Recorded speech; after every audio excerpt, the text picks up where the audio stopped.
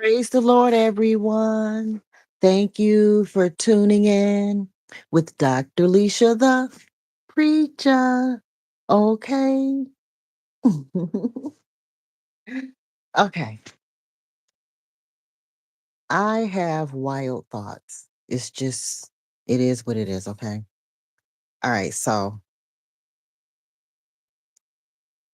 earlier today, I received a comment on a video that I remixed. Okay. I remixed a video. Um, the video was talking about how black men will marry black women, have a black family, kids and stuff, and will kind of ride that family on a very minimal scale. And then when it's convenient for him, he make enough money, he's achieved all that he's wanted to achieve, then he's going to abandon that black family and, you know, be with a white woman. You know, I mean, we all know this. This is nothing new. But the comment that was left on my remixed video said something like, you know, if black women knew how to act, you know, then this wouldn't happen. So in other words, it's black women's fault that we're abandoned for white women. Okay. All right. So, it just got me to thinking,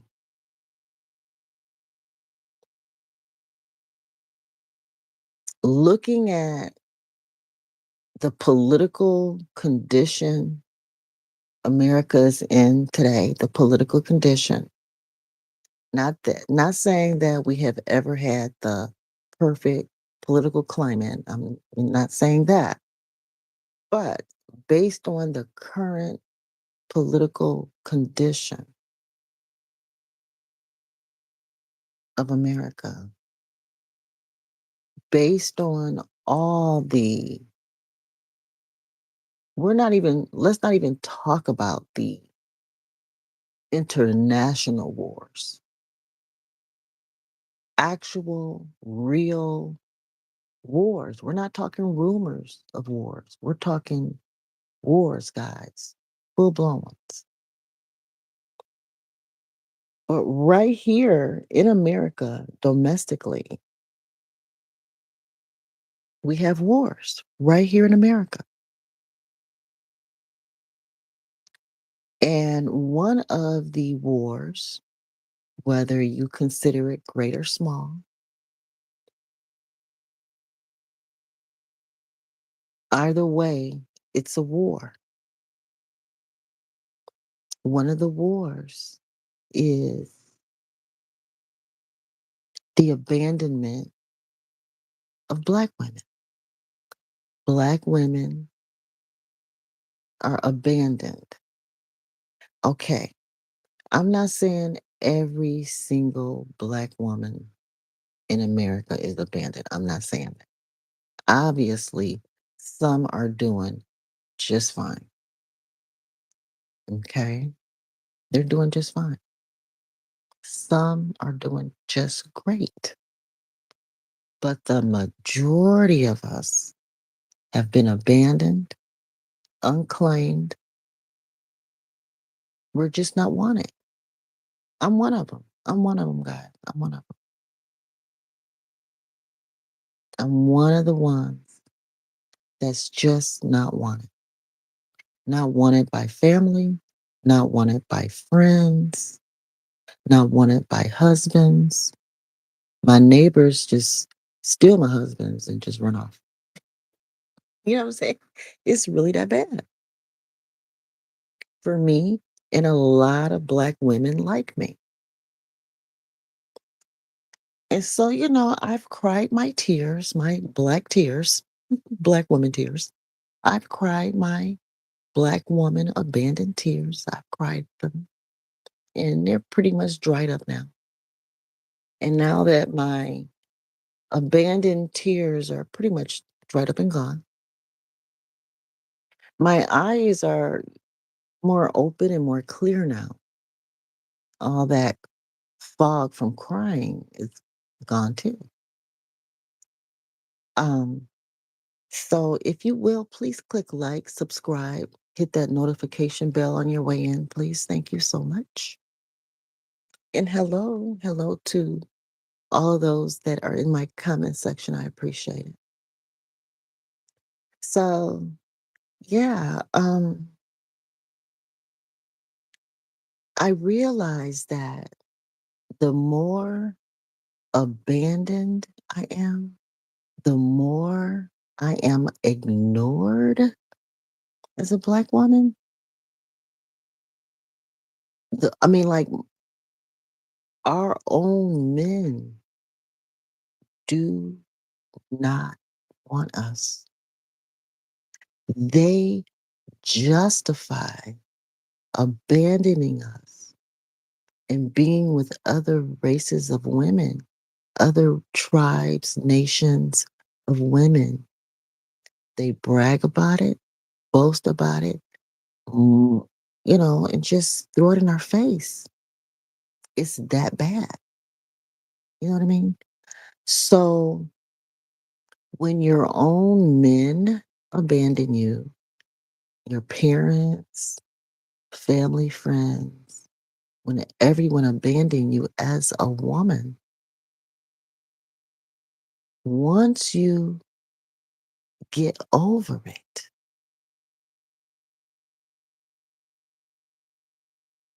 I'm realizing the extent of liberation I have. Now that I'm unwanted and unclaimed, abandoned,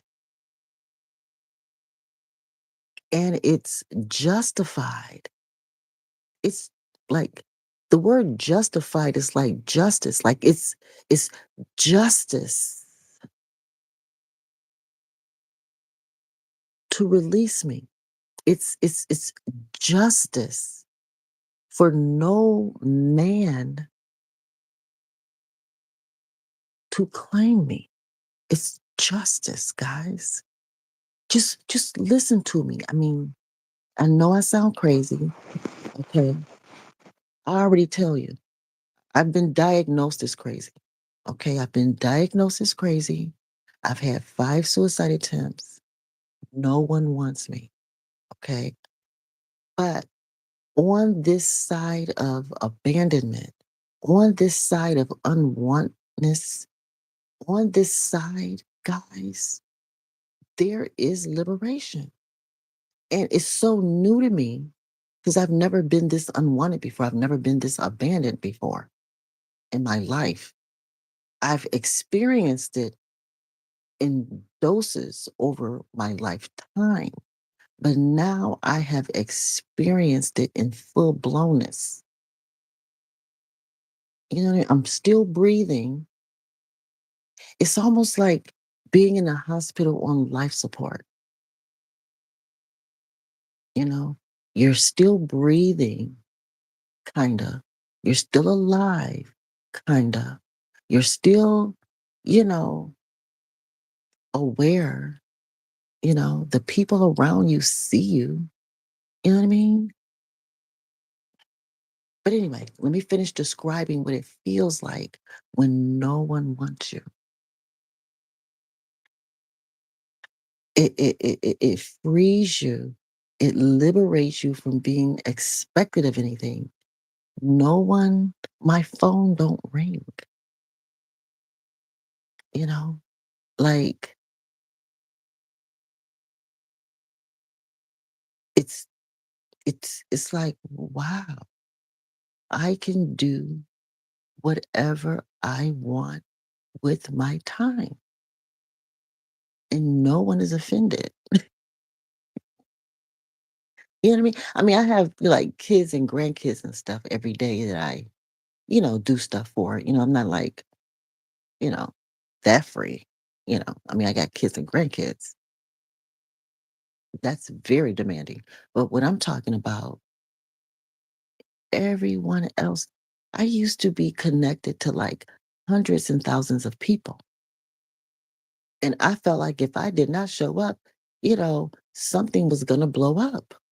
You know what I mean? Something wasn't going to happen. The world was going to stop moving. You know what I mean?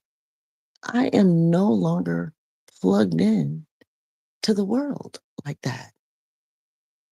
If I was to pass away right now, only my kids and grandkids would care. Those are the only people left that would even notice. And I'm like, this is nice. God, I mean, yes, yes, yes, I've shed my tears and it hurt at first, but now I'm just used to it. And I go and come as I please. You know, I talk to who I want to talk to. I spend time with who I want to spend time with. You know what I mean? It's like I have more choices when I have less people in my life. I have more time for me. I mean, I may not have as much money. I may not have, I may not have the material things that I used to have, but I still have a home. I still have a bed. I still have clothes. I still have a car. You know what I mean? I still have a life. It may not be at the extreme that it once was, in my lifetime and throughout my life or whatever, but I'm down to like the best minimal state that I can be in. And I feel like I don't really owe anybody anything, you know? I don't owe anybody my time, my energy. I'm not overly committed to anybody. And it really feels good. I don't even have like crazy debt. You know what I mean? Like I have some debt. Yeah, I do, you know. But I mean, it's not like, you know what I mean? It just, I really like it. I'm getting used to it still. It's still new, but Black women as a whole, of course, not every single individual Black woman, but as a whole, if we're being so rejected, unwanted, almost released, it's almost like the shackles and chains are being taken off. It's like Black women, our chains are being taken off and we're being told, run, go, run. I mean, not like run away physically for real like that, but like there's some type of liberty that goes with this level of rejection that we're experiencing in America. You know what I mean? But we got to be careful.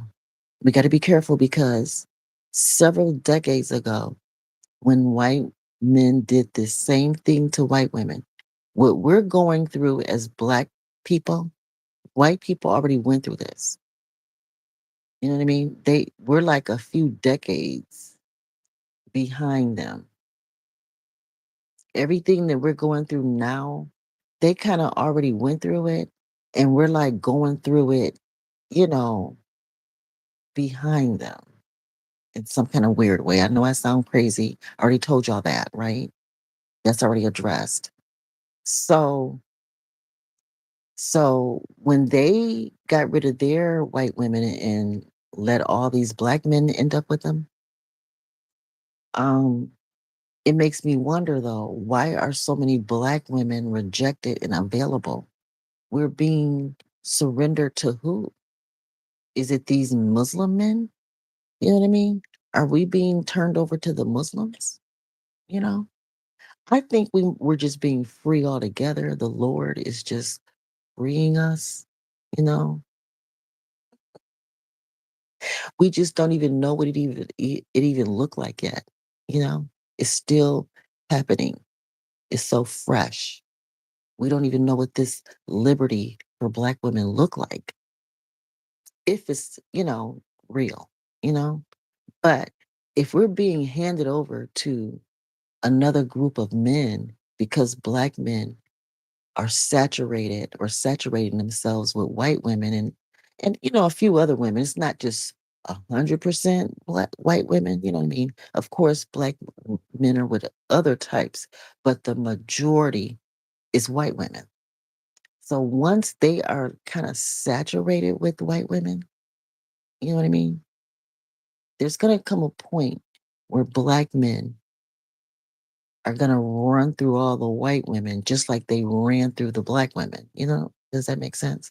And so, but we Black women are being surrendered. We're being either surrendered over to, um, I don't know who. I think the Muslim men, you know, Obama technically to me is Muslim. He's Muslim before he is whatever Michelle is. I believe he was Muslim before he took on her religion. And she's a Black woman, at least taking on that role. So do the math. Well, I'm just glad that I'm old. I'm 56. I'm old, Black and ugly and unwanted, and don't nobody want me, Black, white, Muslim, it don't matter. And I'm glad about it. I put in 32 years of marriage with Black men. I have Black kids. So I did my Black thing. The only thing I can be for any man at this point is just a servant. Just, helping with some kids and cleaning up and, nanny kind of work. You know what I mean? That's all I'm good for. And hey, proud of it. Okay? Proud of it. No shame to the game. But yeah, just food for thought, the kind of stuff I think about. You know, I don't think Black women need to be that upset about being disrejected by all men, so to speak, especially our own. We really don't need to be that upset about it because we are tired. We have served this country from top to bottom, back, up, and down, again and again and again. Whether you're a white man, Black man, Puerto Rican man, any man in between, a Black woman has served you. We have served them all. We had no choice in this country. That's why we can be spoken to like this, treated like this, because we're considered the least. We know this, and our men know this, and that's why they talk to us like this in front of the world.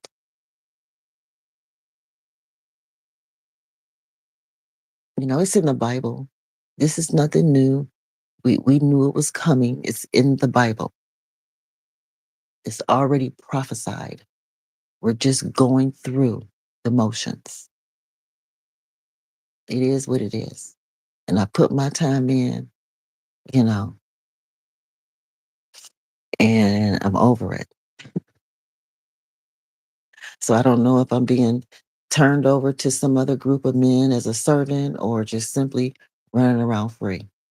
I don't know. We'll just have to wait and see. But I saw how white women were just turned over to Black men like it was easy. I was always suspicious about that. And what would be the motive? But to have access to all these other women around the world. But now look at us.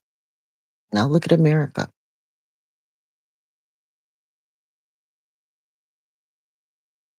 You know, white men threw their women out to whoever would want them. so that they can go out there and get all these women all over the world. And so here it is, all these decades later, black men trying to attempt to do the same thing, but the whole world has shut down and is in war. You know what I mean? So for a while, America's probably going to be on lockdown for a while now. And what's here is what's here. A lot of piss in the pool. And we're going to have to all figure this out. But there's a whole population of women called black women here that are unclaimed, unwanted. Not every single one, of course, not every single one, but the majority of us are wondering what's happening.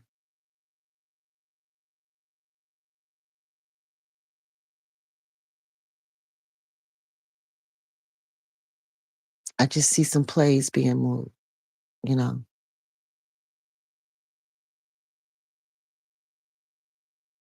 and just a heads up. So, anyway, let me see some of the comments. It says, "How are you?" I'm doing good.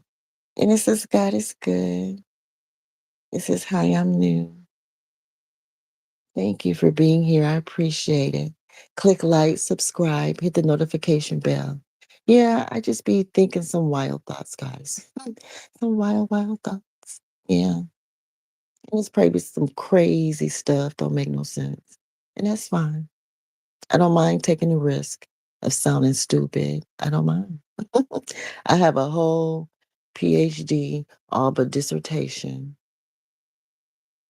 I completed 3 chapters that were approved of my dissertation out of the 5 before they said, "Oh, we ain't giving you no more money." I'm like, "Oh, okay." I was just having fun anyway. So, but yeah, um, yeah, think about that. You know, what is the value in having an entire nation of women, a whole tribe of women, unclaimed, unwanted, okay? Not even by their own men. To me, that sounds like a auction.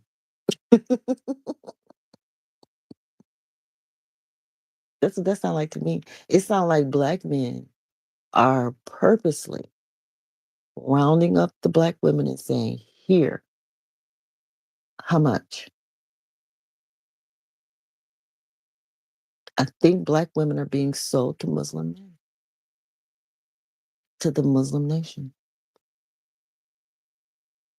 or some group of men. You know, white men don't really have use for us unless we're serving them. Black men don't have use for us because they have access to white women. So there's a whole nation of men that is rising up to claim us because we are native, mixed with African and white. I mean, it is what it is, you know, but we're native and we're here and we do have some value. And our value is called citizenship. People that marry us will have anchor babies. You know what I mean? And have some melanin and, have some pretty babies. Our melanin make pretty babies.